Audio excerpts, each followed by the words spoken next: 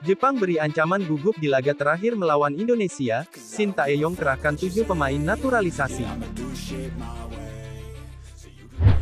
Momen unik Indonesia dan Jepang, jelang melakoni laga terakhir grup D Piala Asia 2023.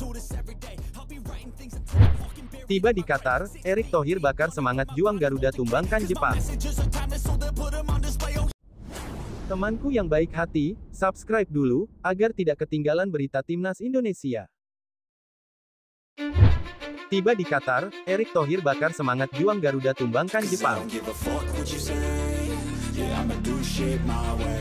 Ketua Umum Ketum PSSI, Erick Thohir hadir di Qatar jelang laga tim nasional Timnas Indonesia vs Jepang pada matchday pamungkas grup D Piala Asia 2023. Ia sengaja hadir untuk menjadi saksi sejarah karena Timnas Indonesia kini berpotensi lolos ke babak 16 besar Piala Asia untuk pertama kalinya. Tak sekadar hadir untuk menyaksikan sejarah di Altumama Stadium, Erick Thohir juga menyempatkan diri untuk memberikan suntikan motivasi kepada para penggawa Timnas Indonesia. Ketum PSSI itu membakar semangat Timnas Indonesia ketika para pemain melakukan sarapan pagi Selasa tanggal 23 Januari tahun 2024 waktu setempat. Kunjungan saya ke Qatar kali ini untuk mendukung langsung Timnas Indonesia di Piala Asia 2023. Pagi ini sembari sarapan, saya menyemangati anak-anak Timnas agar mereka bisa memberikan yang terbaik di pertandingan besok melawan Jepang, kata Erick Thohir, dikutip dari Instagram @erickthohir, Selasa tanggal 23 Januari tahun 2024. Erick Thohir pun meminta kepada para pemain Timnas Indonesia memberikan penampilan terbaiknya saat melawan Jepang. Ia menilai sejarah baru bisa dibuat jika Timnas Indonesia benar-benar lolos ke 16 besar Piala Asia 2023. Terakhir Indonesia masuk sini Piala Asia, 2007 kalau tidak salah. Jadi hampir 17 tahun lalu. Jadi ada sejarah yang harus dibuat, ucap Erick Thohir kepada para pemain Timnas Indonesia. Kalau posisi saya di tempat Anda, bermain sebagai pemain Timnas Indonesia tentu saya tidak akan sia-siakan.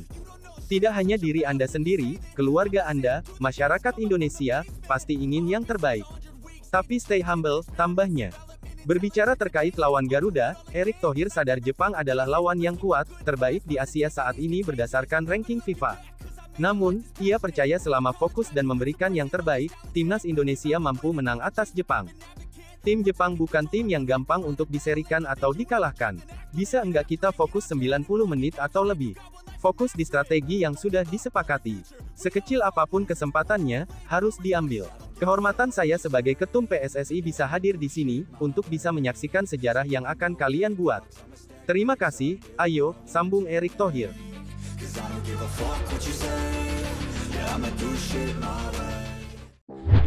Jepang beri ancaman gugup di laga terakhir melawan Indonesia. Shin Tae-yong kerahkan 7 pemain naturalisasi.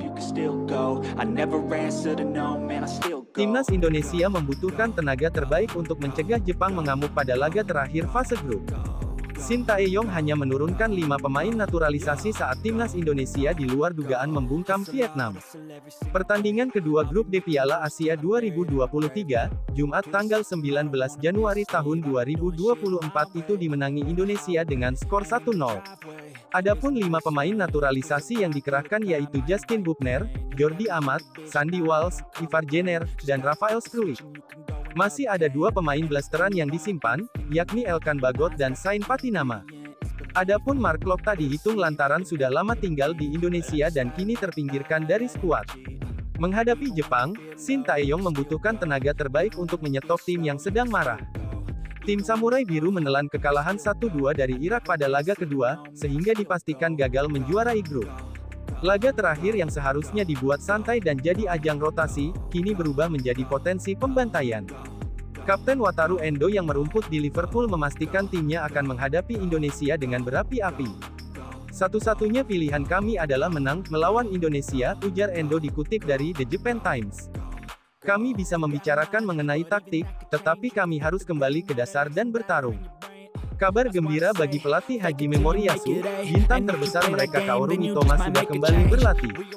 Kaoru Mitoma merupakan winger Brighton dan Hove Albion yang mengguncang Liga Inggris dengan 10 gol dan 11 assist sejak musim lalu.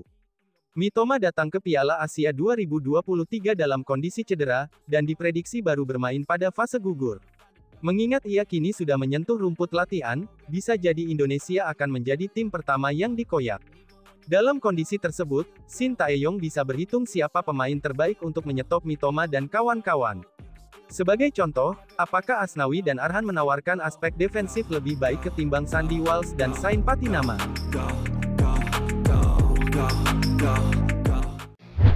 Momen unik Indonesia dan Jepang, jelang melakoni laga terakhir Grup D Piala Asia 2023. Timnas Indonesia akan bertanding melawan Jepang pada babak penyisihan Grup D Piala Asia 2023. Menariknya, pada Minggu tanggal 21 Januari tahun 2024 terjadi momen unik terkait persiapan tim.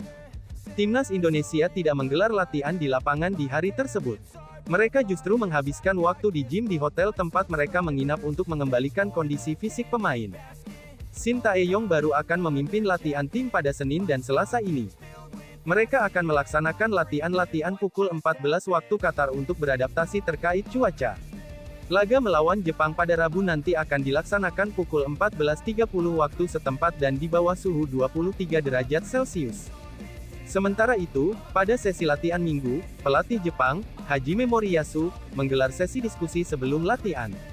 Menurut laporan Sponichi, agenda ini berjalan panas saat pemain diminta memberikan evaluasi setelah kekalahan dari Irak.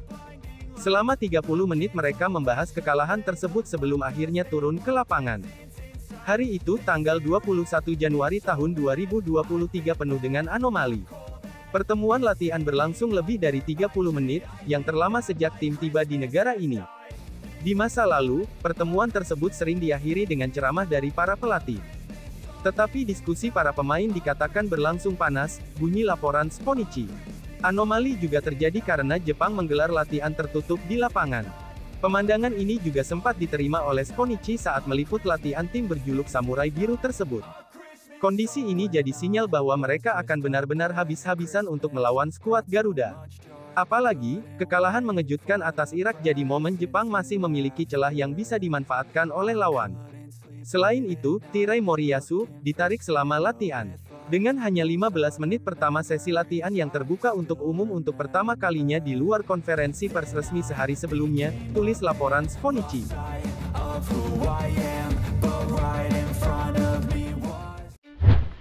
Sandy Walsh akan bertemu lawan yang tak asing saat meladeni timnas Jepang. Sandy sudah bermain di kompetisi kasta tertinggi Belgia sejak 2012 hingga kini dengan memperkuat 3 klub berbeda yaitu Genk, Zulte Waregem, dan kini KV Mechelen. Dalam kurun waktu tersebut, pemain kelahiran Brussels itu sudah bertemu 5 pemain yang memperkuat Jepang di Piala Asia 2023. Sebelum memperkuat KV Mechelen, Sandy pernah 3 musim berseragam Zulte Waregem. Saat bermain di klub berjuluk SFV itu, Sandy pernah bersua 2 pemain senior Samurai Biru, Takehiro Tomiyasu dan kapten tim Wataru Endo. Tomiyasu dan Endo saat ini memperkuat tim papan atas Liga Inggris. Tomiyasu membela Arsenal dan Endo memperkuat Liverpool sejak awal musim ini. Pada musim tahun 2018 sampai tahun 2019, Tomiyasu dan Endo pernah membela tim yang sama yaitu Shin-Truiden. 2 penggawa timnas Jepang itu meraih kemenangan 2-1 atas Zulte Waregem yang diperkuat Sandy pada tanggal 5 November tahun 2018. Selain tak asing dengan Tomiyasu dan Endo, Walsh akan menghadapi 3 pemain timnas Jepang yang bermain di Liga Belgia. Ketiga pemain itu adalah Koki Machida, Tsuyoshi Watanabe, dan kiper Zion Suzuki. Suzuki jadi penerus Endo dan Tomiyasu yang memperkuat Shin-Truiden. Kiper yang tengah disorot penampilannya di Piala Asia 2023 ini menjalani masa pinjaman di sana sejak awal musim ini. Sementara Watanabe dan Machida memperkuat tim yang tengah bersaing di zona papan atas Belgian Pro League. Watanabe membela Gen dan Machida berseragam tim pemuncak klasemen, Union Saint-Gilloise. Tim yang diperkuat Sandy sendiri, Mechelen berada di zona papan tengah Liga Belgia.